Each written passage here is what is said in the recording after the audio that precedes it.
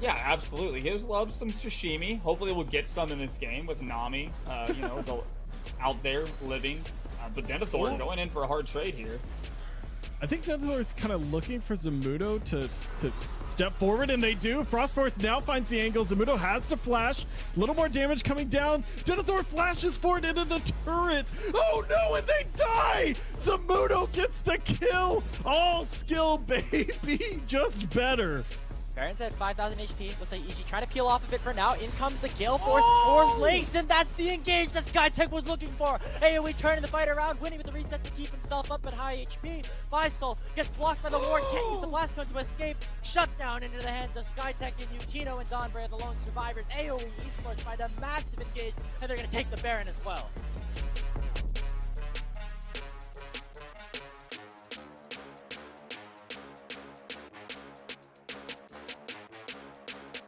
Dragon Robux getting caught up by a big barrel. Blaze chasing down City Witty all the way down middle lane.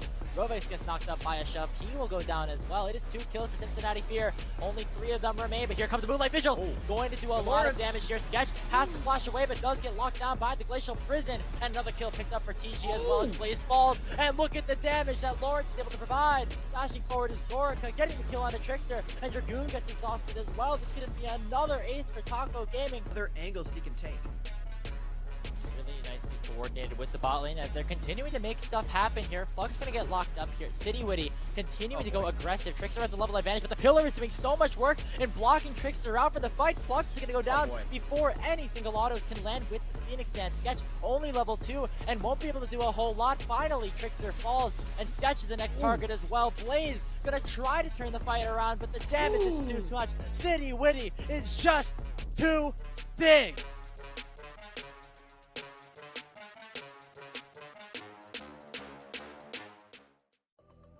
And hello everybody, and welcome to the Academy stream where we have the semi-finals of the Proving Grounds Summer Circuit Qualifier number 2. I am your host, Hawk, and joining me here on the analyst desk is, of course, the wonderful RMC, the random minion caster himself, and Mike Young. Young, how are y'all doing tonight? Doing good, though apparently I've been cut off below the neck here, shorter than I'm used to. I've been minionized by the production. But other than that, Hawk, I am excited for this one because our semifinals tonight, if you know me, you know I like chaos, and I'm expecting chaos from these teams. Great to be here again. I'm excited to see what these junglers have to offer with their individual playstyles, their spicy picks. So I'm excited to see especially what City Witty has to offer in terms of his champion pool.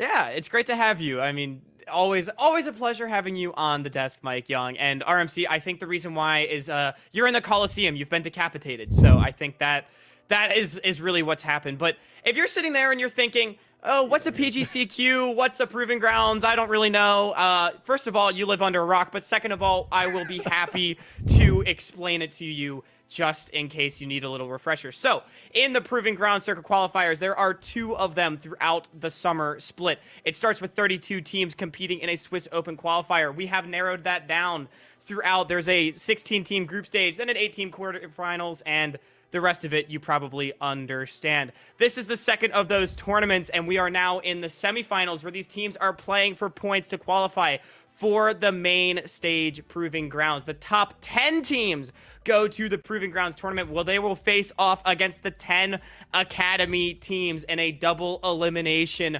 bracket.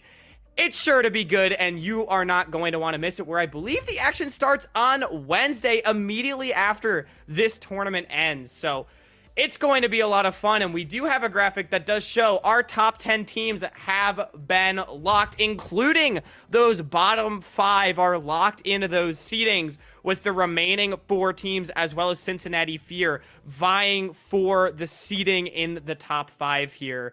RMC, I mean, it's the dust has settled. We have our 10 teams. These are our PG Summer representatives. Yeah, so you might think that these remaining games don't have as much of an impact, and you'd only be partially right in that particular situation here. 100x AoE AoE Ginger Turmeric and Taco Gaming, they're still battling for seeding here. And Cincinnati Fear, the only team in the top 5 who have already been knocked out, they're praying as well that the teams below them, specifically AoE Ginger Turmeric and Taco, don't knock them out, because seeding matters when you look at the academy teams they have to play.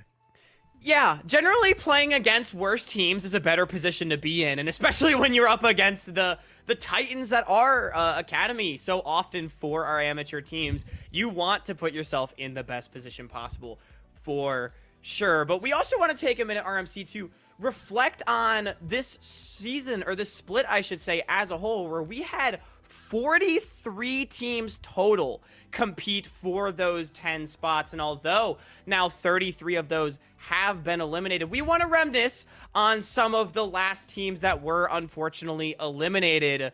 There's some great teams in there. Supernova, an amateur mainstay.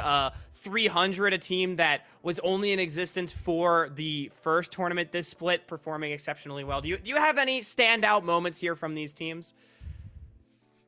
Well, just gonna say, large length gives us strength. You know. Oh, there's truly no better tagline than that. But yeah, I mean, we really do just want to shout out all of the teams that competed, all of those teams that just flashed up on screen, made one of our group stages at some point this summer and performed so exceptionally well. So even though their seasons are indeed over, we want to just take a moment to reflect. All right, have we sufficiently reflected? Are we feeling reflective? I'm gonna go with a resounding yes. Maybe you guys were still reflecting and I just interrupted, in which case I apologize. But enough looking at the past and looking at the future. It's time to look at the present, where we do have our semi-finals here queued up. First up, it's going to be Area of Effect Esports up against Taco Gaming. And just in case you haven't had enough AoE in the second game, it will be Area of Effect Ginger Turmeric facing off against 100 Thieves next. These are our 4 teams that remain in the second PGCQ this summer, and we can take a look at the bracket as well. Only 2 of them, of course, will make the finals. It is a best of 3, 2 best of 3s today on the stream, and I'm just gonna turn it over. We have a lot in store for these matches. Mike Young, I know you in particular, you were talking about how we're excited particularly to see maybe what some of these junglers bust out. That is, of course, your area of expertise. Are we expecting that to sort of be a point of pressure for both these teams? Yeah, most definitely. Like, both of these junglers are top 50 in the solo queue ladder, and they're very good at their distinct styles. So we have City Witty playing more carry-oriented style, which is like Kindred, where people are just banning it out, or he's just gonna do really well on that pick, no matter what draft, what situation. And then also, Winnie, on the other hand, has competitive experience, can play to the team, can play specifically to gank or to cover carries. Whereas like Kindred, Graves, Karthus, these champions are the ones that are going to deal the damage, and usually they're the ones that need setup. So it's going to be interesting going to draft. This is probably like the biggest difference between like champion pools within the team. So that's going to be interesting to look at.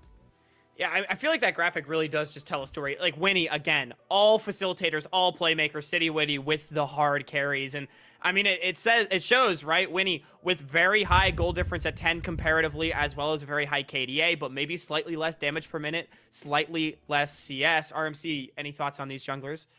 Yeah, I think Mike Young's kind of hit it on the head. The junglers kind of set the attitude for these teams. When we look at both of these teams, they're both pretty strong in the early game. Taco Gaming, actually one of the fastest teams in the tournament here. Average game time of just under 28 minutes here. But interestingly enough, AoE, while they're known for their early game, take longer, just under 33 minutes. The big difference is their gold difference at 15. AoE is up about 2,800 gold on average right now, and that's coming from Winnie's aggressive ganking, invading, trying to get those early leads for the entire team. On the other hand, we saw there as well, City is down gold at 15 minutes, generally speaking, and the team as a whole they're not exactly down gold, but they've only got a 200 gold advantage at 15 minutes, which is nothing when we're looking at top 4 teams here. So somehow, City after 15 minutes is generating a lot of the leads for the team, potentially off that carry style, like Mike was saying, off those Karthus, Graves, Kindred, these sort of champions that can pop off on their own. Generally speaking too, champions like Gragas, Trundle, instead of like the Kindred, technically have better gank setup. They don't need as much time to start ganking. Whereas like usually when you're playing Kindred, Graves, Karthus, you need some items before you feel a little bit stronger with your ganks. I think Kindred might be an exception because she also has a lot of dashes. But generally speaking, the tank junglers or the team fighting junglers have really good CC setup, and their goal more is, I'm fine with sacrificing some camps. I'm gonna get some more ganks in to get my laners ahead.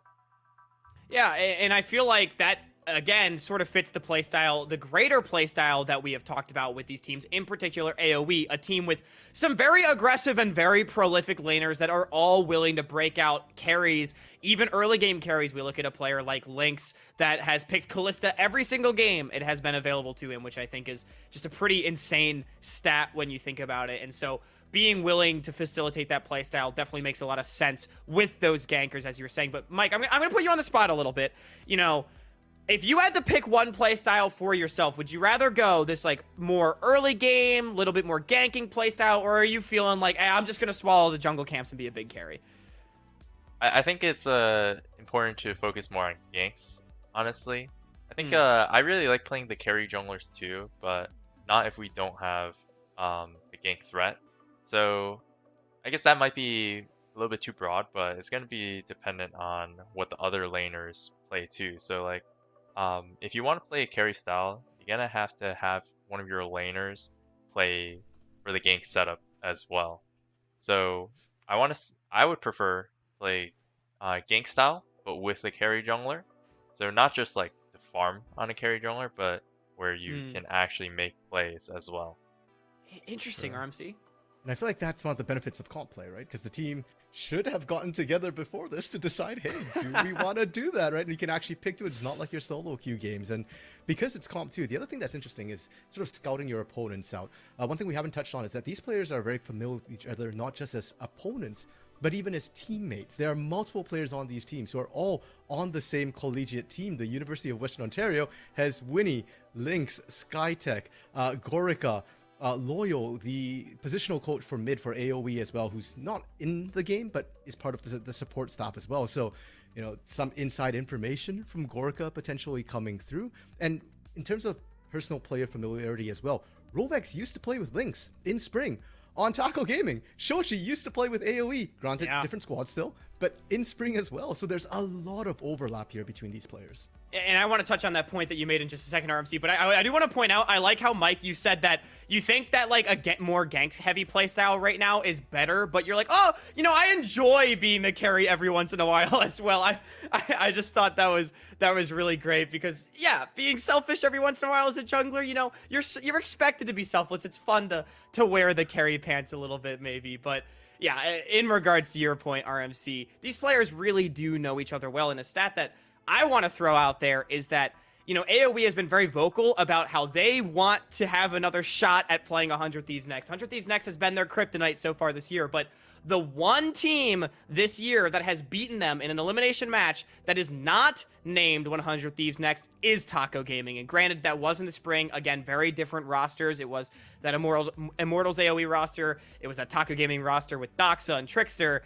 It is still those two same teams by name and some of the same players as well. So it is just interesting that Taco is that one other team that has managed to take down AoE, who has otherwise been thwarted by 100 Thieves Next. And I'm sure AoE, they're gonna be excited to potentially go to the finals and face 100 Thieves Next. But RMC, I'll turn it over to you. We're also talked about some of these aggressive laners as well.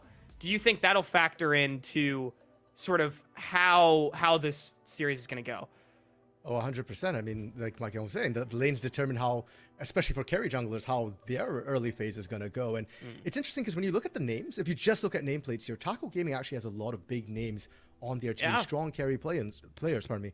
Lawrence, in that top lane previously with DK Crew, with Harrisburg here, he's known for carry champions like the High-octane, and GP. And speaking of GP, Zamudo has been making a name for himself on that GP as well. Fiora, big carry champion. So top lane, potentially very volatile. Mid lane, Young and Shochi, both great mechanical players coming through. And like we said, Shochi was AoE's former mid laner as well. So the former versus current mid laners. And the bot lane is where my eyes are on. Because, first of all, Gorka, Draven, love it. It doesn't always end up well, but I love myself a good Draven. And the support players. Skytech has been instrumental for AoE, often the biggest engager. And when Winnie's on your team, that's a huge statement to make that the support's engaging harder than Winnie. And Rovex, on the other hand, has been great on these Enchanters and these Tom Kenches, has been so clutch in keeping Gorica and sometimes Shochi as well alive. Yeah, and I want to interject as well. You mentioned Gorica's Draven. I did an interview with Rovex after their win over Large in the group stage to qualify for the knockouts, and Rovex did say, if you leave Draven up, we're going to pick it. We think it's the best AD carry on the patch, and Gorica plays it so incredibly well. So there's going to be that sort of Kalista versus Draven matchup, which I think most would agree that Draven actually wins out in that matchup. So just something to sort of maybe mull over when we think about the bot laners. But as well, you mentioned how, Rovex is more willing to play those defensive enchanters, the Tom Kench in this current meta, whereas we've seen Skytech, it was in the hype video, these engagers like Rakan, Vi support has been a thing for this player. I mean, it's so crazy. And Mike, I want to turn this over to you, because as a jungler, how does it influence your play style depending on what sort of category of support that you have? Yeah, so if you have a really aggressive support, you're just pretty much forced to play bot side, like Vi. Like, if you have any sort of like weird pick support, but it's a kill lane like Vi or Pantheon, you just want to camp the lane every single minute that you can of free time. You're already down there trying to make sure that they can play as aggressive, because these champions like Vi, they don't have any use for the team if they can't go in. Yeah, that's very fair. And again, it continues to illustrate this differentiation between the teams. AoE, they're a team that wants to scrap, they want to get ahead early, and then they close it out through some clean team play. Whereas Taco Gaming, maybe they'll fall behind just a bit, but they'll be just fine come the mid game if they're able to get there. But we're going to take a step back now, and we're going to see what the casters think about this series. Let's roll the graphic, and we are completely unanimous all the way across for both series, except Travesty. I respect it. Going for Taco Gaming. I kind of want to message Travesty now in between the games to ask where he's coming from. Maybe we'll bring that back up. But RMC, looking at this, anything to say to your fellow casters here? I'm just saying, Hawk, his name is literally Travesty. It's not a surprise he picked against everyone else. If anything, I'm disappointed at Rebel. Rebel, dude, your name's a Rebel. Come on. Oh, yeah, you got to pick based on name brand. I mean, I do want to say, at least not all of them picked against Taco this time, because last week we kind of, the analyst desk and casters alike, we all got clowned on for unanimously picking in favor of Cincinnati Fear over Taco. Needless to say, we were all wrong. Shochi let us know in the interview, had some opinions about that one. So at least somebody picked for Taco. But we'll see if we're all in favor as well, thinking that AoE is going to take this one. Mike Young, I'm going to start with you. Who are you taking in the series and why? I'm going to give 2-1 for AoE, just because they are more of a favorite team. And not only that, but I've seen some of their drafts. It's more consistent across the board, and the only reason why I'm going to say 2-1 instead of a 2-0 is because of how aggressive Taco can be. So they can play really aggressive playstyles with the carry junglers. I'm assuming they have really good gank setup synergy, because that's what you have to have in order to play that style. Yeah, at least we've got a 1 here for Taco Gaming. Last time we were all 2-0s against them, and that made us look even worse. But RMC, are you going to be in agreement, or are you going to be on the opposite side? So I'm supporting Taco here. Oh, yeah, I'm supporting Taco by not voting Taco.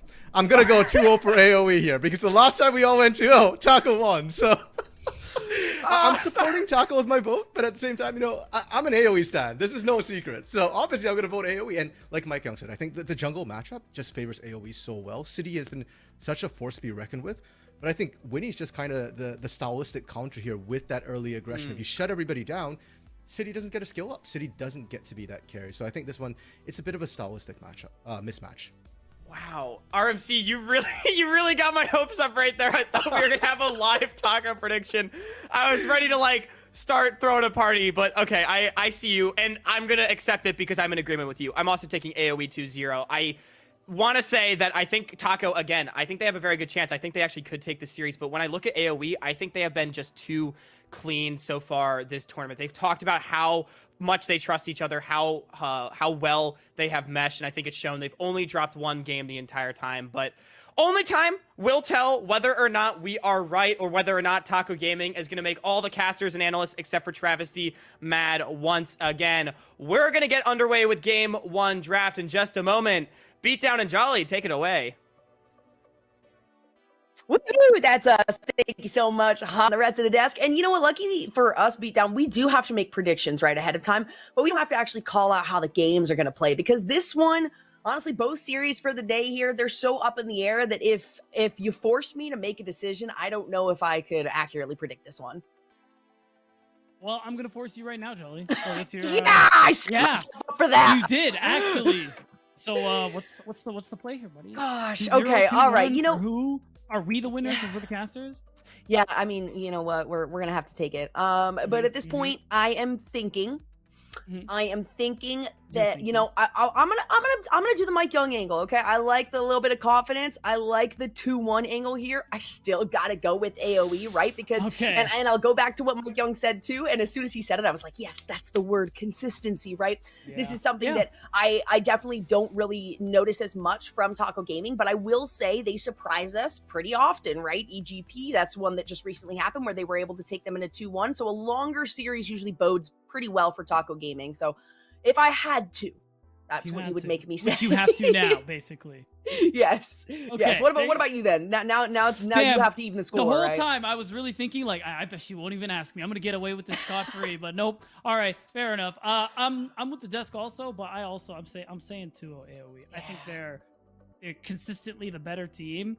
And it just comes back to consistency and how good each of these players are individually. If you look across the board, Winnie, stylistic counter, they were talking about on the desk, and the fact that they've just been performing well constantly. And I think for a long time, even though Taco Gaming last week were the role of the team, everyone underestimated. AoE main is actually a team where a lot of us on broadcast did underestimate them, for quite some time now. And the fact that they've been performing so well thus far, I think we gotta respect that. Yeah, give them a really solid tip of the hat. And I will not be surprised if it's a 2-0. I'll say that. I will be insanely surprised if it's 2-0 in favor of Taco Gaming. I think everybody will be surprised if that ends up being the case here. But we'll have to see if maybe that consistency can sort of start to develop for Taco Gaming, right? Because they do tend to surprise us. They are a team that kind of comes out of the woodwork occasionally and takes down a team that they logically or statistically should absolutely lose to. And they're able to somehow outdraft or kind of out-survive or out-sustain a lot of these lanes. But I do think when you're looking at the individuals on board, I think Lynx and Skytech as well as a duo down on that bottom side is just so darn strong. And I don't think that this is going to be one of those situations where, you know, they're willing to put all their eggs into the Callista if they think it's going to be a bad matchup into the Draven, right? Because that is one of those difficult spots right now.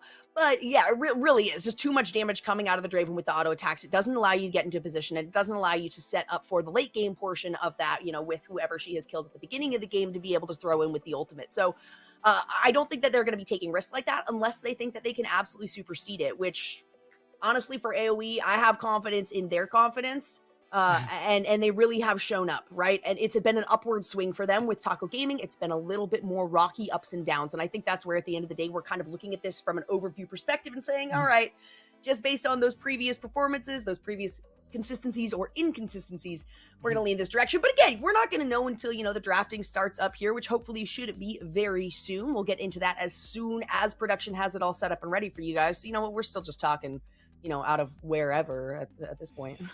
out of our mouths, Jolly, obviously, because that's where sound. That's what I'm comes paid out. to do, I guess. Exactly.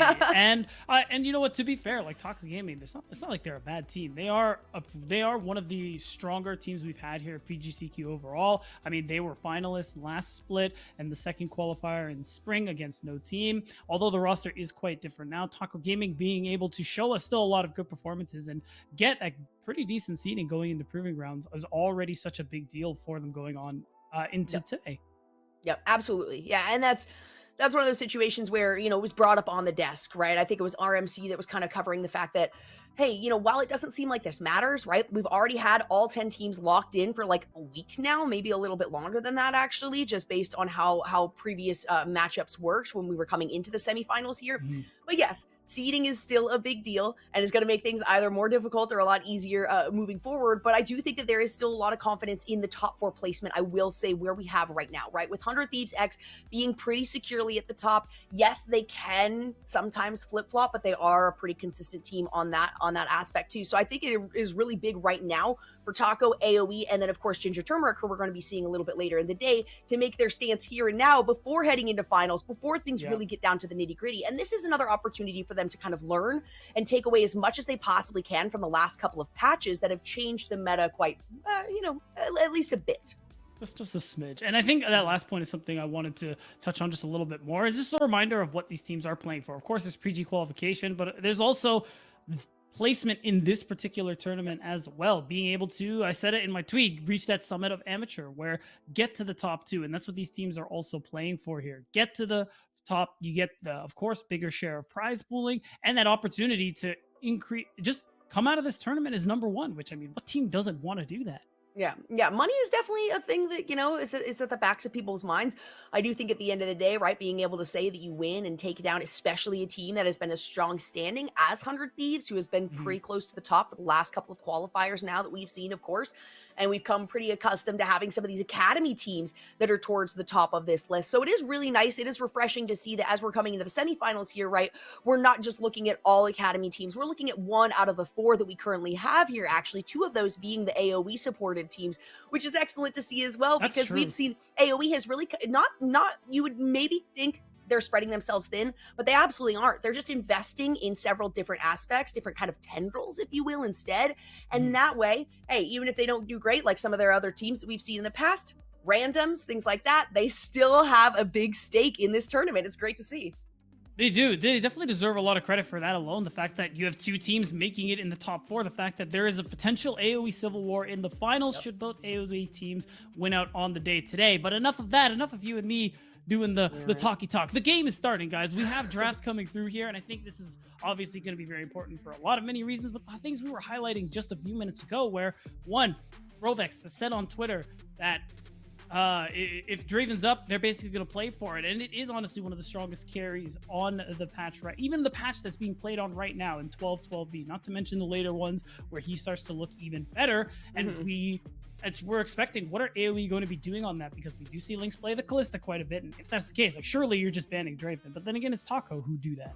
It is, yeah. It's Taco who do that, and to keep away that Callista. So that automatically kind of unevens that matchup. I wouldn't be surprised then if we start to see the swap here over to the jungle focus, though, because we know how big of a priority Kindred is, for instance, here for Taco Gaming, and how well that one performs for City Witty and has in the past here. So the Karthus is the other one I was going to mention. The Kindred, the Karthus has been one that he has been picking up a lot as of late, and should definitely be something that needs to be watched out for. Not only that, I mean, you also have to consider he's been trying to rock the Rengar. He's been trying to pull out a few of these other, you know, less standard picks, and forcing him onto some of those is really going to help out AoE Esports. So Taco Gaming on the other side, they've taken away that Wukong, and just as I predicted, like I've seen this game before, they have now transitioned the focus of these bans away from bottom lane and more towards the jungler top side of the map. Yeah, definitely going to see some more targeted bans come through there, the Kindred for City Witty. But I think overall, more things to just talk about here with AoE. And they've said this, that they are trying to be, and I think they mentioned on the desk that they want to be the top of amateur. When we think top of amateur, we always think of 100 Thieves next. And I mean, for good reason. They've won 2 of the 4 qualifiers. They place really well in PG and things like that. So now this time around, this is AoE's opportunity to be able to win out if they win on the day, go to finals and potentially face off against 100 Thieves next, or basically give them that opportunity to get to the top of amateur, no matter who wins our second best of 3 later on in the night. Yeah, exactly, because we do have a following series with this. And yes, 100 Thieves Next is in fact that series. And the other, like I said, the other AoE team in Ginger Turmeric, who has also been looking very strong right now. It is going to be rounded out here with things for the Lissandra band, so trying to take some of the power picks away from Shoji, and now it's an instant lock-in for Gnar here for Lawrence, which has been a very common first pick, and I'm not gonna lie, just based on last week's decisions, it's still not my favorite. Yeah, it is a little unusual to see that one picked right away, but I think Lawrence has played fine on the champion, and the fact that it is one of the stronger top lane blinds at the moment, the fact that you can play decently safely, the fact that you have so much you have so much impact on team fights later on with that Gnar ultimate, I think is why we're seeing that prioritization come through. But there it is, Draven being up on the table, and it is not Taco who pick it up. It's going to be Lynx for AoE Esports. Yeah, it's Lynx. They say, hey, you ban away the Callista. All right, we'll take away Gorica's favorite pick here. And then to also secure the Seraphine on top of that, a very strong lane, a lot of really early pressure, a lot of really early damage. And there it is. I was going to mention the fact that Silas has been a pretty high priority here for Shochi. Doesn't really matter the matchup. And this has been one as well that people are kind of willing to take in blind, because it does have a lot of power from the start of the laning phase.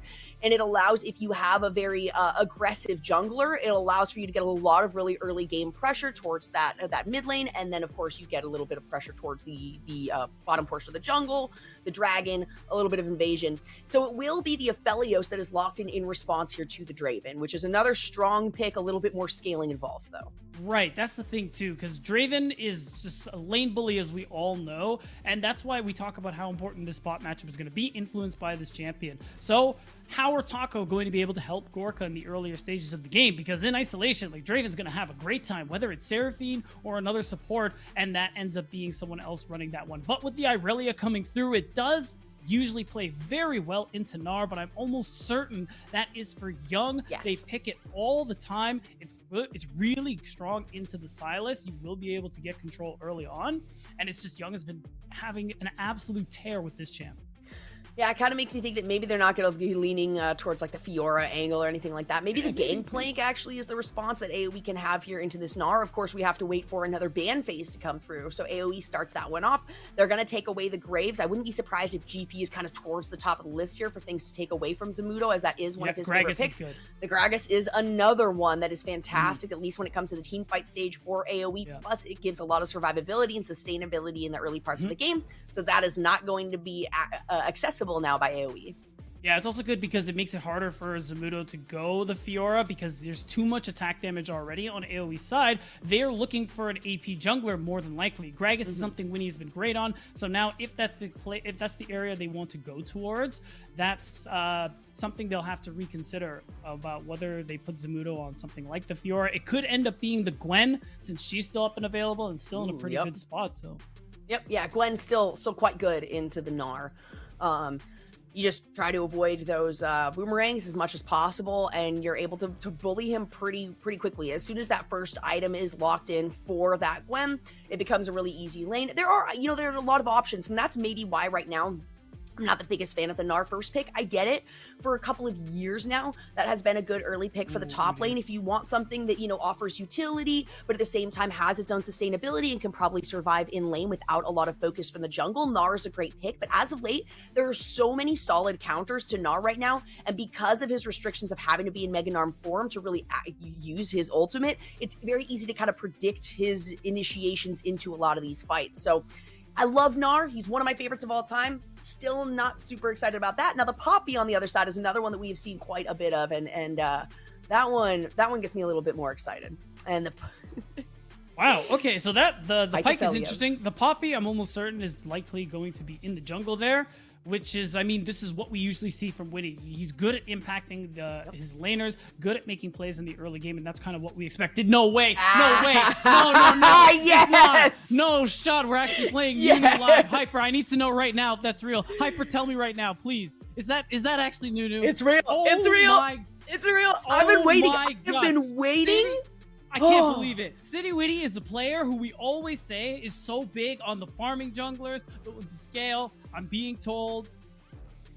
Oh, wait a minute. Is it not? Yeah, no. Zamudo it's Draven Top! It's Draven Top! Hold on! Wait a second, it's Draven. We didn't even think about it with the last lock-in right there as the Rakan. So it's Seraphine Rakan. So much aggression, so much AP damage out of the bottom side. And yeah, of course, hey, you're not going to be scared of Gnar at all if you are somebody like Draven. The second he hits Mega Gnar and tries to go in, you just throw your E out and nice try. You can't ult. He'll never touch you. That's actually so crazy for Zamudo in the top lane. It's actually just not playable for Lawrence. And the Nunu is insane to me too because one, like, no one plays this champion, and City, I was talking about before how he plays a lot of the farming type junglers. Plays for lanes, but not in the same way as someone like Winnie does. So seeing the Nunu, where your whole job is to spam gank with the snowball, and it's just, what a twist coming through here. But that's actually kind of okay for Zamudo, because like you said, he has that extra safety. With the E, you can kind of cancel the snowball, and it'll give you a better chance of getting out. There's a lot to talk about here. I was not ready for those last couple of picks, but wow. There is, and you know, you also have to consider, I love to play the Seraphine when there is a Nunu on board, because all you do is you wait for the echo, and then you echo that E, the beat drop as well. And it's like, all right, as long as I can predict where you're going to be at, you're going to drop that snowball. You're not going to hit the target that you want to hit. And on top of that, they've got the Encore for a charm, and then the additional charm with the quickness on Rakan. So as we're looking into this first draft, going into game number 1 here with Taco Gaming on the blue side, AoE Gaming on the red side, we got some spicy picks for both, and I am already loving this series as we just kick it off. All right, Jolly, I've taken a breath. I'm relaxed now. I think we're chill. Yeah, don't relax for long. It probably won't last long. But I think looking at Taco's draft, the big thing here is that they're playing for Gorka. You have a lot, of course, Shochi's going to be able to have a lot of team fight impact, especially with stealing things like the Encore, like the quickness from Skytech to the bottom.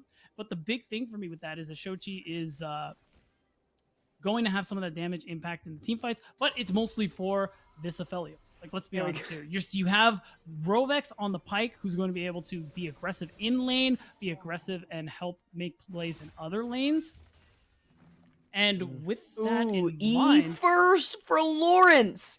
Well, that's not great. Not great. It could be worse, but you want to start that Q to be able to get some poke damage in, and also to be able to secure some of the creep that you're going to get, because it's going to be difficult enough with Zamudo on this Draven. So that was a forced E start here for Lawrence, so he didn't take too much damage and need to flash out. Yeah, and lane already is not fun. You can see the positioning there. Zamudo is stepping very far forward. Lawrence is like, please, sir, can I have some XP? That's how it's going to be, too. It's just going to be Zamudo really working hard to bully Lawrence as much as possible. We can see already that Vision Ward having been put into place. That E having to be used for Lawrence to just back out. He's just trying to absorb any sort of experience. But look at the damage already coming through. It's insane. You said it earlier, Beatdown. This matchup is essentially unplayable. It's not. Zamudo went Ignite too, so like this is super dangerous here. A lot of kill threat in the top lane. So, and the thing I was talking about before is that this is already making it a little tough for Taco, because the fact that, I mean, Lawrence getting stomped is gonna, if that ends up going through, is gonna make team fighting a lot harder. Gnar is gonna be lacking on a lot of stats. And again, the whole thing here is for Gorka on this Aphelios. You want to help him as much as you can in and out of lane and to play for him. And on the opposite side, AoE, they're just full sending Jolly. They have Skytech, they have Winnie, they have Young, all players and who have picked champs that are just saying, Gorka, I know you want to play this game. How about you don't? Yep, you got to get out. Right there, Knight's aggressive play coming out of Taco Gaming means that there is at least a summoner spell down. Lynx just had to flash back and away. Maybe not had to, but it was certainly a situation where they wanted to stay safe on that one. So Taco Gaming at least getting one summoner spell out. Feeling a little bit better. And in the meantime, as we talk about them maybe feeling better, it's Winnie and Young who both decide that they want to end the life of Lawrence right here, right now. That snowball is going to get the pop-up onto Zamudo. Shochi with the teleport in, trying to get as much damage down as possible. A nice little E right there coming through as well from Young, who's going to be able to break the fight away. AoE Esports getting out just fine. Yeah, but Rovex is here, level 2. This is a pinch play opportunity. Zamudo could get very, very low. That's not the E that Rovex was looking for, though. City Witty taking a little bit too much damage. All right, so the big thing here is that, oh, wait a minute. Okay, nothing's gonna happen. Surely we're done scrapping now. The thing. Oh my. So the point here though is that I think the big thing, you force Shochi's TP out. That's the thing you're really happy about. You stack that wave so well that there's only one, literally level 1 on Lawrence in the moment here. So you make it so that Shochi has to come to try and save the day. That cost AoE Esports virtually nothing, and that's something they're going to be able to very easily revisit soon. It is. The teleport was used here by Lynx because SkyTech did navigate his way back over to the mid lane to try to help out. Look at the damage that Zamudo is taking here as Lawrence can be able to pick this one up. Winnie tries to go in though to secure the kill, and it ends up being first blood going over to Zamudo thanks to that ignite that you were talking about, Beatdown. That's right. The battle dance, though, from SkyTech, really have to give some credit for that one because that bit of shielding also saved his life, it looks like. And this is what we were hoping for in the draft. Zamudo with that counter pick into the Gnar. Draven top. And it's already finding wins here in the earlier parts of the game. Also big roam from SkyTech. Big roam, and that's exactly what I was talking about, right? It forced out the teleport from Lynx, but that was kind of the prediction. They had this anticipation that SkyTech was going to be making early roams. That's a double lockdown. Can they find the third one with the snowball? It doesn't hit, but it's too much damage coming out of Shochi, and City Witty is going to pick up that kill. And there it is. This is what we were talking about. You're perma-ganking with Nunu. It's a little different from what we've seen from City, but so far, he's definitely had that impact. He's been moving his way around the map and ends up securing a kill in the mid lane there onto Young. So at least it is that the fact that Taco Gaming are going to be able to have some impact in the early game as well. It's just, you know, it's not going to be from top lane. That's not really an option for you anymore. No. And especially with how much pressure has been put up there already to not just the top lane, but the mid lane, right? And this is what you got to expect from SkyTech. And that's what I was talking about, Lynx and SkyTech being such a great duo here in the bottom lane, and something that you really have to watch out for if you're on the opposite side, especially here as Gorica, who has kind of been set behind by having that Draven stolen away from him. On top of it, the amount of damage that is currently held by AoE potentially right now, even at the start of the game with minimal items, it's still pretty profound. And so that's something where it is at least good response times coming out of Taco Gaming in the meantime, because they know, all right, if there's a collapse onto our top lane, if there's a collapse onto the mid lane by AoE, we're going to get taken down. So I have to commend the response and the reaction time coming out of Taco Gaming here. That's going to be another flash forward. SkyTech having to use the ignite. Is it going to be enough to take down Gorica? Possibly not, because Lynx is just too low. No kill coming through, except for maybe City Witty on the backside trying to find something with the largest snowball here. It's not going to hit Lynx. It is going to be on SkyTech. SkyTech barely making it out alive, though. Wow, and you saw Gorica trying to get that wave under the turret so that they could have a more successful dive, but instead it Lynx and SkyTech trade well, and it means that Winnie now has this opportunity to at least clear some vision, at least buy some space for his teammates to be able to finish clearing up this wave. But that's a big deal, because every time City goes for a play and doesn't end up really getting a whole lot of value from it, means that there's still going to be a little bit of trouble for Taco Gaming. You need to keep finding these ganks. You need to keep trying to help get your laners, especially Gorica, ahead, because with Zamudo, I mean, he came back from that early play. He already has the serrated Dirk. Like, he's going to be a problem in these team fights. And the gold is slowly stacking in favor of AoE. Of course, that's going to continue on as Zamudo manages to maintain this push here. It's still Lawrence who's doing quite a good job, right? Only behind by about 10 CS. So not absolutely horrible, but we can see that gold state. Just like I said, Zamudo, he's going to have a lot of pressure. He's got those adoration stacks that he's going to be able to continue to work off of. And I will say City Witty is playing this Nunu quite well, though we've already seen him involved in many of these lanes, in many of these states, and he's willing to sacrifice quite a bit of his own jungle. And this might be another fantastic play. It's an attempt here with the grand entrance out and over the wall. The blast cone should be able to be used. It was already expended, actually. City Witty continuing on with this fight. Rovex maybe looking for the Q. Can he find it? He's going to be able to just use the one shot. And that is enough because there's no flash currently held by SkyTech. Yeah, and that's a nice move from Rovex to show up towards the top side. Because, I mean, SkyTech, of course, spending every roam timer he's got up top, supporting Zamudo. So, one, they can help make plays more successful and prevent any plays from being successful onto him. Means that Rovex showing up is also a big deal. Catching out SkyTech, who's trying to control vision on the top side of the map. And gives that opportunity for Rovex to move back, help set up vision. Bot side, of course, add more pressure onto Lynx. Now Shochi is getting traded on. A little bit of a back and forth. Young is right here. SkyTech also can't ever forget how quick that Recon is. He's just got his basic boots, able to join in on the fight. And that gives AoE pretty much full control here around this Dragon Pit, aside from the bottom portion where we can see Gorica and Rovex trying to make a little bit of headway in their favor. I mean, starting the Dragon, well, Nunu is alive and, well, is a little dangerous. True damage when it's consumed with Smite makes it very hard to actually go for 50-50s, because, I mean, most of the time, if he can get in the pit, you're almost never going to win that Smite fight. So that's something that AoE Esports are going to have to be mindful of as well, especially if we go to the later games with the more impactful neutral objectives like Elder, like Baron, things like that. And because of that, yeah, we were like, yeah, whatever. First Dragon, that's you. You can have it. Yep. Giving up control of that one. They do have really solid vision around this bottom pit, though. Maybe ability to make a play here. It is on to Gorica. The flash forward by Lynx. The Ignite coming out from SkyTech, and that should be the kill. Winnie picking that one up as soon as the Dragon was taken down by Taco.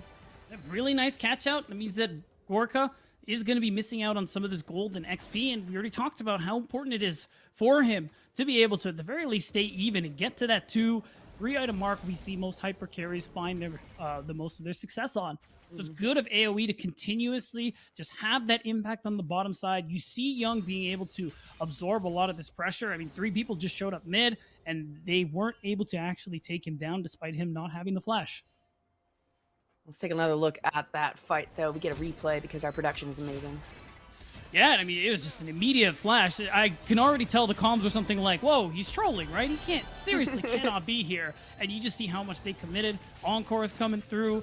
Winnie is coming through, says thank you very much. It's a nice bit of extra gold. And it was such a quick decision, too. That was instantly AoE saying, okay, as soon as they break off, as soon as Taco breaks away here, if this is something where Gorica is separated from the rest of the team, we're going in. They saw that moment happen. Gorica went south, or the rest of the team went north or west here. And it ended up working out wonders for them. It does just tie things up in terms of the kills. The goal is still in favor of AoE, though. But again, look at Lawrence. He's actually doing a pretty incredible job there maintaining his lane in such a difficult state. Right, we haven't seen much attention since the earlier play at the first few minutes of the game. I think the thing I want to highlight is that, okay, I think we're going to see the attention now, actually, as we talk about it here. Lawrence might be in trouble. Was able to get the ultimate off, get the W down, and be able to jump out right before Mega Gnar fell. So he should be out and, able to get away from this one just fine. There's a lot of damage on the bottom tower, but it's a swap towards the top tower.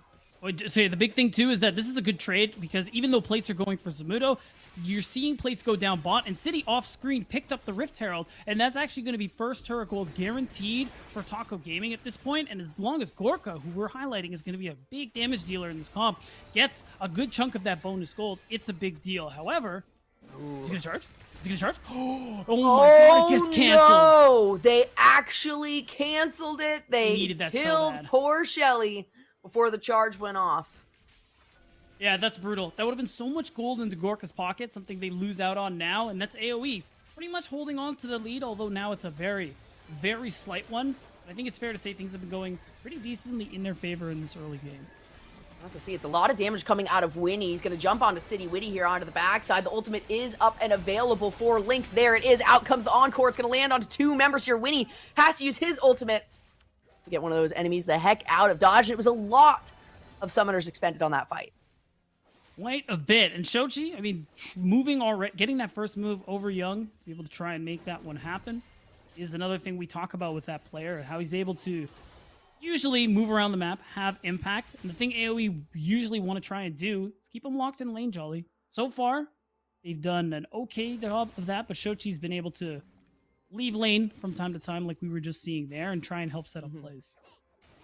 Yeah, and that's something he's going to be able to do throughout this. He's actually got access to some pretty solid ultimates, right? Having the Encore available from Lynx, having the ultimate from Zamudo, right? The Whirling Blade. You've got the quickness as well, which can be huge. So he has really good access to these ultimates, especially for team fights in particular. And I think AoE recognizes that. So that's why they keep trying to force out plays or pressure maybe in other parts of the map that's not going to pull in the entire team, because pretty sure they're aware of how these team fights might end up going if Shochi gets some good positioning. Right, and we talked about it in draft. The Silas can still have a big impact in these team fights because of the stolen ultimates, like we were mentioning. So that's the thing to watch out for. I think Shochi, I just saw his ultimate tick, so he stole the Vanguard's Edge, it looks like, from Young. could help set up for a potential dive onto him. But for the most part, something he could just use up in a different lane, like we've been talking about here. Lawrence is getting a lot of pressure here, but since that first play, not a whole lot else has gone down. AoE really taking their... Oh, what? Hold on. What? Mad Life plays right here coming out of SkyTech, who's able to go in. No way with the grand entrance. Pop up Lawrence. It wasn't enough, unfortunately, for them to pick up the kill, but still an exceptional play. You could say that. That was really nice from SkyTech to be able to flash, predict the W over the wall. And it means that Lawrence, I mean, is in a lot of trouble. No flash for the next few minutes. They're going to... He teleports right in. Oh, Jolly, he doesn't know. He does not know. SkyTech Winnie still right there. He's not able to get the double bounce off. It's the pushback from Winnie. There is the grand entrance to get the pop-up, the attempt at the ultimate as well to bounce Lawrence back, and it was enough to actually pick up the kill. It goes over to Zamudo. That's 30 seconds. He's gone, Jolly. A lot of golden XP about to be dropped, considering Lawrence just used the teleport to come back to, well, that. And the only bright side, really, is that you continue to Dragon Stack as Taco Gaming, and we just saw Gorka get a lot of alone time with that turret. He should be able to get that one before Zamudo ends up securing it, and that is going to end up being the first turret bonus gold coming through for Taco Gaming. Gorka is going to be able to go ahead and get that for himself. Yep. Worthwhile trade, in my opinion. Let's take another look at that fight towards the bottom side, though.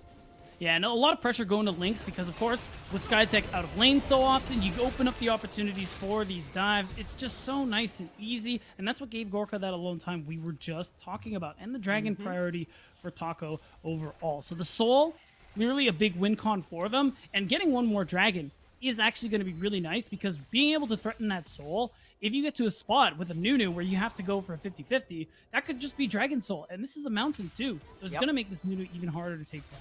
Yep, definitely not something that you need if you're AoE Esports. We were talking about some of the scaling, right, and that kind of being in favor of Taco Gaming. There is the bit of scaling, of course, on AoE, so we can assume that Young is going to continue to stack in damage, right? Winnie will continue to be harder and also deal a lot more damage on some of these hits. But still, the longer this game goes, the better things potentially are looking for Gorka and Shochi, as well as City Witty, like you said, with the survivability, even with Lawrence struggling so much in this top lane. Right, he's still going to have that value in the team fights. Although, again, the lack of stats is what's going to be felt. Because, I mean, let's look at the comparison. Zamudo, 2 items.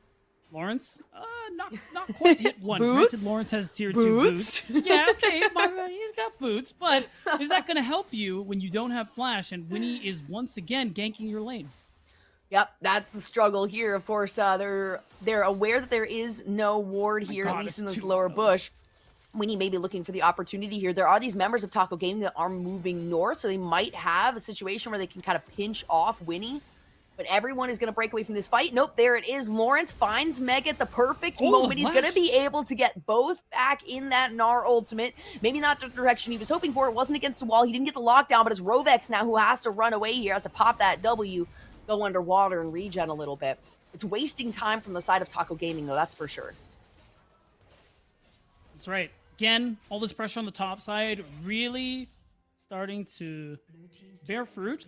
Because now AoE Esports are going to get another turret to their name.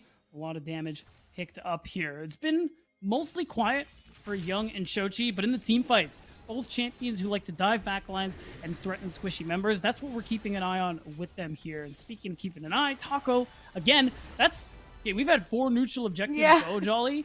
So far this game, Taco's gotten all of them. Every single one of them. Even that first tower, too. Even that bonus gold ended up going to Taco Gaming. And it was really quickly before AoE was able to counter that one by getting the top tower, but it was a little bit too late. So all of these bonuses in terms of gold, in terms of objectives, that experience, it has all been going over to Taco. The gold lead is still in favor of AoE thanks to the pressure they've been able to get in the lanes, like the mid and the top side, as we can see here. But now we're at the team fight stage, and this is where things can get really dicey for AoE if the proper ultimate is picked up here by Shochi. Right, and again, the big things, I mean, there's a lot of very useful ults on the side of AoE Esports. So that is also part of the utility Shochi brings with that hijack. And when these team fights break out, we are going to see that value come through because Zamudo did take the ignite. There is no cleanse, of course. You get hit by the charm. Well, you're charmed. That's about it. So that's the thing here. AoE really playing for Zamudo on this Draven and trying to enable him as best they can, while Young goes for a little bit of a secret mission of his own. Yeah, it is a pretty slow start to the game, though. I will say, 6 kills in 17 minutes, absolutely nothing insane. All of the objectives have been, addressed pretty quickly. We saw both of the Rift Heralds get taken down not very long after they had spawned up. But still, we haven't seen a massive drop in pressure, really, by either team in either direction. This one's still so up in the air. Yes, those objectives have gone over to Taco. Like I said, gold is currently at least in favor of AoE Esports, so both of these teams are looking to sort of break this even mold that they've set for themselves. Right, and that could very well start here. 40 seconds till the next dragon. We talked about how important it is for both teams. And it's worth noting Shochi has the Encore, has the stopwatch. Is the Encore gonna come out? That was almost a good opportunity right there. Rovex will be able to get out alive thanks to the regen that he's got, even though the Ignite did come down from Skytech, but that's the ultimate Ignite and Flash down from Skytech on the side of AoE. Yeah, a lot was used to try and secure that kill. It looked like Skytech was also partially trying to just get out of dodge because he was in a lot of trouble, but you do get that opportunity since Rovex was forced out. You take down the mid turret, you get to push that wave, and you do have that opportunity to move back into the river. Again, 50-50 smites against the Nunu are very ill-advised. So what are AoE going to do about this? They're going to start it off. They have a lot of damage, at least to start with this one. City Witty maybe getting locked down. They're going to move away. Out comes the Encore finally from Shoji. Back on the backside. It's a big Gnar ultimate. Another one coming from Lynx here, who's trying to just run away from this. It's Taco Gaming, who has the massive upper hand in this fight. Shoji flashing forward after dashing over the wall. He's going to be able to get Young as well. He's got to go into stasis here. Is his timing good enough? There it is. A shutdown and almost a clean ace in favor of Taco Gaming. They also received the third dragon. That's the stopwatch I was talking about. Big plays from Shochi, because not only does he secure that final kill, he gets Zamudo in that team fight. So that lead we were talking about, that incredibly fed Draven, doesn't matter if he's on the gray screen. So watch Zamudo, watch Shochi, and just to see how they end up isolating him and taking him out. The fact that he was positioned, and basically just the fact that maybe he was a little too close to this fight, kind of opened up that opportunity for him to fall. There's a huge amount of damage. I think that's the biggest thing, right? We were talking about early game damage, maybe the AoE had under their belts or available for themselves, but the late game damage, the scaling damage for players or champions like Aphelios, like Silas, it's gonna get scary for AoE. And right here, we'll see if Winnie might be able to get out. It doesn't look like it's a very likely situation, especially with that snowball coming back. It ends up being Skytech on the backside that comes in for the save. The quickness used, it's a big charm onto a bunch of members, but still not enough damage to actually get a lockdown here from AoE. They do keep Winnie alive, however. Yeah, that's right. A really close call for both teams. It was almost a great turn for AoE. But everybody walks away mostly unscathed. Not dying, I guess is what we will say here. And that's a big deal. I mean, Taco Gaming being able to now, after that fight, picking up those shutdowns, securing the third objective, are in a very, very good spot. The fact that they have a 3,000 gold lead, you can see Gorka is really coming up there in terms of farm and itemization. He's gotten to that second item mark. Now you're in a position where you're very comfortable to fight here. You're very comfortable to start things like the Baron, because again, 50-50 against Nunu. Yep, definitely in your favor. And there it is. It's Shoji that goes in with the quickness. He locked down almost everyone. The Encore on the backside also hit so many members. The ultimate coming out of Young is not going to do enough damage. It's not going to lock anybody down. Now the follow-through coming out as well as City Witty throws down his ultimate. And it might not have been a clean ace last time, but it is a clean ace this time with Gorica picking up a quadra kill. Nice and easy. Taco Gaming are now going to get the first Baron. It's so far they've collected every objective this game, and that hasn't stopped yet. This gold lead is just continuing to accelerate for Taco Gaming, and AoE Esports are following further through the wayside. Again, it's Shochi with the quickness, immediately playing with Fog so well, getting to this point where, one, he can use that Zhonya's that he upgraded to just keep himself alive, buy time, and get that space for the rest of the team to show up and make quick work of what was a 4v5. And now it's looking more and more like the desk, aside from Mike Young, they're gonna, and you now beat down, are gonna have to eat your words saying it's gonna be a 2-0. Taco Gaming is not gonna be able to secure one, because it is looking really good for them. Not only do they now have 13-4 in terms of kills, they have all 3 of the dragons. They currently have Baron on every single member. They've got an additional tower for themselves, and they have pretty much secured that gold lead in favor of themselves. We can see at almost 7,500 in favor at the peak there. So if you're a fan of Taco Gaming, you got to be feeling really good. And again, who needs Tuesdays when you have gameplay like this?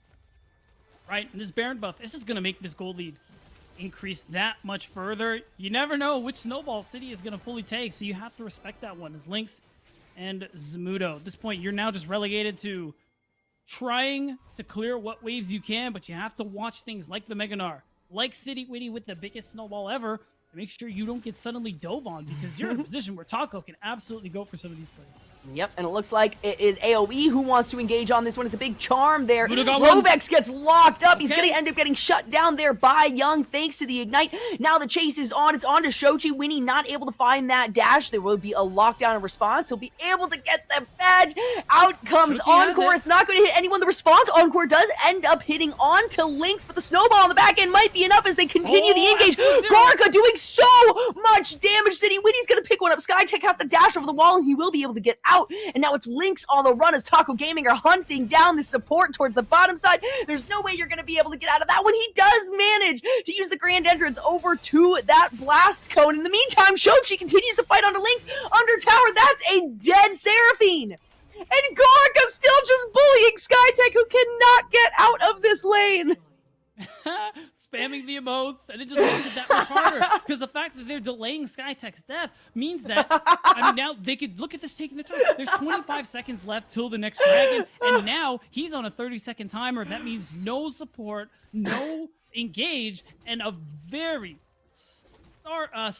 stark lack of vision Yeah, on AoE good- Esports side. So this is just Dragon Soul for Taco. Good on Rovex as well there. I don't know if you saw Rovex kind of just walking alongside Skytech towards the bottom, saying, just get here in time, Lawrence. I want you to be able to pick up another kill for yourself, right? Stack some of these items. And so now we do have 2 items fully finished here onto Lawrence. Of course, you've got that Randuin's on top of the Trinity Force, so he's going to start being able to sustain a lot and deal a lot of damage himself as well. And look at the boots, look at the armor that is currently held by the side of Taco Gaming. Right, and we talked about in draft that lack of magic damage, and it's still starting to show a bit of a problem here because, like you said, Randuin's coming through from Lawrence. Fact is, City can just continue stacking armor, and who's going to be able to do anything about him? He's going to be going towards probably a Randuin himself. These are these team fights just get that much more difficult, even with Zamudo trying to itemize into what's probably the Lord Doms. It's looking bleak for AoE Esports. Only thing they really have going for them is that potential catch out there with Skytech, getting someone with the quickness, being able to blow them up and just help Zamudo kite. Oof. You're talking about catch outs. That might not be one for AoE Esports. Actually, it looks like Young is going to be able to get out just fine. Trying to get some damage here on Shochi, but he is very stalwart, has, like I said, a lot of armor available for himself. So now it's a 10,000 almost gold difference in favor of Taco Gaming, and this is where that gold, the pressure that they have been able to maintain, and also all those objectives that we were talking about that they have had control over from the very start remain in their hands. Like you said, it just gets scarier and scarier for AoE, especially with the scaling potential, and the fact that Gorka is 7-1-7, folks. I'm so glad you bring that up because third item comes through, the IE. This Aphelios is insanely powerful, and the fact that Gorka also has a stopwatch. So even if the catch out that we're hoping for AoE, or that AoE are hoping for happens, I mean, still, he's going to be able to buy that extra bit of time. It's going to allow him to play just a little more aggressively and buy time for the rest of Taco to be able to get these fights coming through. And let's talk about Shochi for just a second, John. This guy's just been playing these fights absolutely wonderfully. Now, Vanguard's Edge, that actually looked like it might expire soon, but it doesn't matter. That's not the ult you care about. It's the Encore. True. It's the quickness. God. Keep the keeper's verdict. That would be great. Right, exactly. There's so much potential that you have available for yourself as Shochi, and that was a pretty early pickup as well, right? So AoE Esports knew that this Silas was going to have access to these ultimates, and then of course, you know, they end up locking in things like the Rakan, they end up locking in, you know, the Aurelia, things like that. So it did give him a lot of really solid options and continues to do so, as we could see there. You know, he threw it out just at the last moment because he absolutely could, right? It was about to expire, as you mentioned there. But yeah, Shochi, 4-0-11. City Witty, 3-0-2. Gorka, 7-1-7. I mean, these stats are insane. And the players that AoE Esports really needed to stack up, obviously, primarily Zamudo, he got a really good early start, but it was so quickly stopped by Taco Gaming. They recognized we need to staunch the bleeding right here, right now, and they absolutely did that. A big, huge help from City Witty and all of the roam that he provided in the early parts of the game. And it's the trade-offs. All that focus top means that bot lane is opened up for dives and setups for Gorka. That's where a lot of these kills came from in the earlier parts of the game, and it's been working beautifully. 11k gold lead in Taco Gaming's favor. Set up nice and good for... Oh my gosh, it's Baron. Oh my goodness. SkyTech once again. Oh, He's wait, stuck this in the is- enemy jungle. You should be able to get out of this one.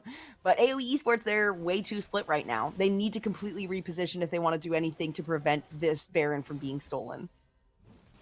Yeah, that's the big thing. You do have a nice ward just outside the pit, so they know what's happening right now, but you also know Shochi's stolen the Encore, and you know he's going to be looking to make the play here. The Baron is melting like butter through a hot knife. And now that's going to be a big buff secured. And now Taco say, okay, you want to fight? Let's fight. There it is. There's the initiation. SkyTech still completely separated from the rest of the team. City Weedy starts the initiation on the backside. Lawrence just trying to get to that Mega Gnar stage. He's going to be able to lock it down, not nailing the Q, so Zamudo does not get applied by the slow. And look how little damage Zamudo is doing now. He's going to get jumped onto. No, Gnar comes out. Absolute Zero comes out as well. Zamudo's in trouble. Link's trying to throw down the Encore of his own to Zamudo's stop gone. something, but it's too much damage. It's Lawrence who manages to pick up the kill. The flash over the wall by City Weedy to continue the fight. Shochi jumping in. Gorica picking that one up, using the ultimate, and that does seem to spell the end of the game. The only member left alive is SkyTech, and he's not going to be able to prevent the onslaught coming out of Taco Gaming. He comes back up. He has to flash away. Now it's just trying to distract Shoji, the rest of the team, as he burns that stopwatch to stay alive for just another moment. It's the ace. It's the second tower to fall, and it's game number 1 going over to Taco Gaming. And what a convincing game it was. AoE Esports ripped to shreds. Despite their early game success, they played for Gorka. They set him up so nicely, and the lack of magic damage ended up hurting as well, because again, no one could take down City Witty. It got to a point where even Lawrence, once he locked in that second item and got that extra burst of armor, made it almost impossible to take him down. It made that lead Zamudo got early on through some help worthless. Yeah, and you know, this is exactly why I said a 2-0 seems unlikely to me, because of how up in the air Taco Gaming can be. They just recently impressed us. They've really been cracking down. They've really been working on figuring out their drafts and figure out how to kind of, I guess, take the other team by surprise, and they managed to do that one. The Nunu was absolutely insane. Not just that, it was the counter pick ability-ish, I guess, after the Draven was stolen for the Aphelios to be locked in too, where pretty much everybody that needed to do well on the side of Taco Gaming did incredibly well, and they shut down everyone they needed to on AoE, even with that early lead that we saw coming through from Zamudo on the Draven. And if you look at the gold over time, over 15,000 in their favor at the very beginning, and this was AoE's side selection for red. So I get to bite my own tongue, I suppose, about that Gnar first pick, because it ended up being quite clutch here for Taco Gaming to come out ahead. That's where AoE thought the weak side was going to be. And sure, it might have been for Taco, but it didn't matter because the rest of the lanes all did exceptionally well. Right, and I mean, we also got to give that shout out to Shochi too, where he played really well in those team fights, both with and without the stolen ultimates. Like, dude deserves a lot of credit. Yes, absolutely. And we will see him pop off again in game number 2, as there might be a third one. But before then, we're going to check in with the desks to see what those analysts, the big brains, have to say about game number 1.